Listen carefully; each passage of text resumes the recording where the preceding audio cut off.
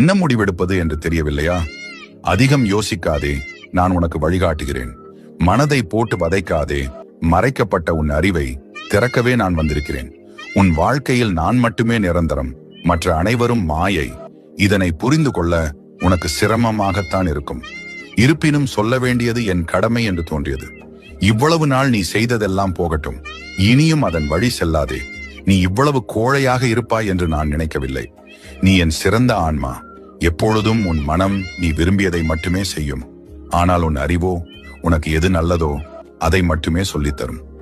சிறிது நேரம் கண்களை மூடி உன் மனம் என்னும் மாயையை தள்ளி வைத்துவிட்டு இதை கேள்.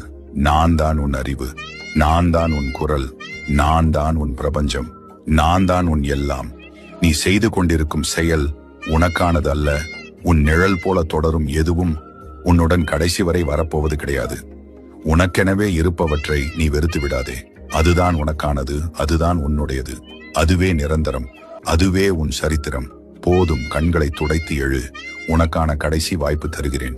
உன்னை மொத்தமாக மாற்றிக்கொள். நீ விரும்பிய யாவும் விரைவில் உன்னை வந்தடையும். வாழ்த்து.